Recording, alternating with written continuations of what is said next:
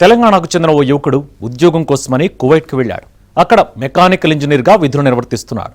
ఈ క్రమంలో తెలిసిన వాళ్లకు సాయం చేద్దామని ఆ యువకుడు వారు పిలిచిన చోటకు వెళ్లాడు. కానీ అక్కడ ప్రమాదవశాత్తు దుర్మరణం పాలయ్యాడు. అయితే ఈ విషయం బయటకు వస్తే జైలుకు వెళ్తామేమోనన్న భయంతో సాయానికి పిలిచిన వారు దారుణానికి ఒడిగట్టారు. అతడి మృతదేహాన్ని ఎడారిలోనే పూడ్చిపెట్టారు. ఈ ఘటన ఆలస్యంగా వెలుగులోకి వచ్చింది.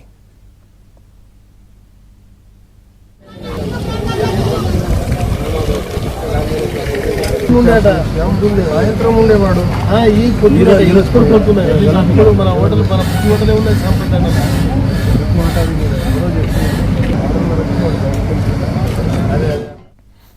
నిజామాబాద్ జిల్లా డిచ్పల్లి మండలం కొరట్పల్లి తండ్యాకు చెందిన కైలాష్ ఉద్యోగం కోసమని కువైట్కు వెళ్లాడు. అక్కడ అల్ సల్మీలో మెకానికల్ ఇంజనీర్గా విధులు నిర్వర్తిస్తున్నాడు. డిచ్పల్లి మండలానికి చెందిన మరో తండాకు చెందిన తండ్రి కుమారులు సైతం అక్కడే ఉంటున్నారు. ఈ క్రమంలో కైలాష్తో వారికి పరిచయం ఏర్పడింది.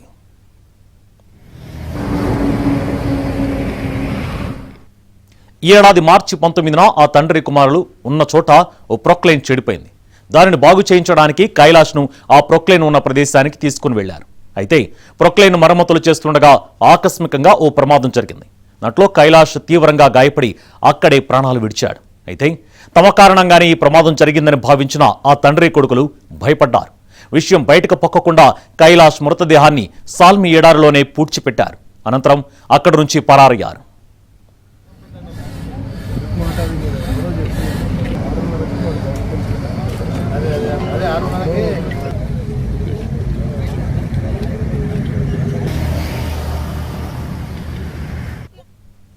కైలాష్ ఒక్కసారిగా అదృశ్యమవడంతో అక్కడే ఉండి అతని బంధువులు పోలీసులకు ఫిర్యాదు చేశారు.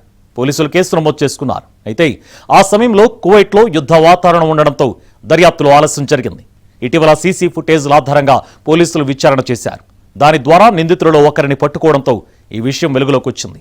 అయితే నిందితులలో ఒకరు ఎవరికీ అనుమానం రాకుండా ఇటీవల కువైట్ నుంచి నిజామాబాద్ జిల్లాలోని సొంతూరుకు వచ్చినట్లు సమాచారం.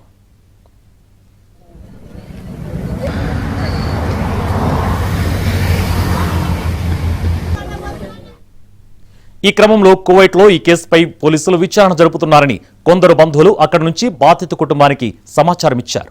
బుధవారం కేసుకు సంబంధించిన పూర్తి వివరాలు కుటుంబ సభ్యులకు తెలిసాయి. వెంటనే వారు న్యాయం కోసం డిచ్పల్లి పోలీస్ స్టేషన్ ఆశ్రయించారు. మృతదేహాన్ని పూడ్చిపెట్టిన వారిలో ఒకరు గణేష్ అని తెలింది. అతను ఇక్కడికి వచ్చాడని చర్యలు తీసుకోవాలని కైలాష్ తండ్రి పోలీసులకు ఫిర్యాదు చేశారు. అయితే నిందితుడు పరారీలో ఉన్నట్లు పోలీసులు తెలిపారు. నా కొడుకు 30 ఏళ్ళాడు, ఇప్పుడు కాడితే పునం లగ్గము. నా కొడుకు ఏం పాతకం చేసిండు, తనకు ఏం పాతకం చేసిండు. నా కొడుకు రూమ్ లోకి వెళ్ళి తోలుకపోయి చంపేసి వచ్చిండు. బొందదోడే పెట్టి వచ్చిండు. ఇటు ఇద్దరు దొంగ పనితోని వచ్చేసిండ్రు. పిల్లానంతా బంద్ అయితే సౌదీ బార్డర్ మీదకెళ్ళి వచ్చిండు. మిషని తీసుకుంటే కార్లు తీసుకుంటే జీతం ఉంచుకోవాలి. నా కొడుకు చంపేసి వచ్చిండు. నా కొడుకు నాకు కావాలి. బాబుని తీసుకెళ్లి రేపు ఈ జరిగిన విషయం పోలీసులకు తెలిస్తే, అక్కడ పోలీసు వాళ్ళకు కువైట్ కంట్రీలో పోలీసులకు తెలిస్తే ఇబ్బంది అవుతుందేమో మా ఇద్దరు. కానీ వీళ్ళు ఏం చేశారంటే తెలియకుండా ఒక ఎడారి ప్రదేశంలో తీసుకెళ్లి వందలు తవ్వి అక్కడ పూడ్చిపెట్టడం జరిగింది. తర్వాత వీళ్ళు ఏం చేశారంటే వీళ్ళే క్రియేట్ చేశారు. ఇంకా ఏమని మా వాళ్ళు ఉంటారు ఇంకా అక్కడ పలానా కైలాష్ కి మేము దించేసినాము నిన్న, మళ్ళీ ఈ రోజు పనికి వస్తున్నారు. నెక్స్ట్ డే ఈ రోజు పనికి వస్తున్నాడు, రాలేడు, ఫోన్ లిఫ్ట్ చేస్తలేడు, ఇలాని మాటలు ఇట్లా మాట్లాడుతున్నారట. అయితే మేము 2 రోజులు ఇట్లా కనిపించకపోయేసరికి మేము కంపెనీలో కంప్లైంట్ చేసినాము. చేసిన తర్వాత ఇక్కడ కూడా మనం ఎంబసీ ద్వారా, మన ఎంపీ సార్ ద్వారా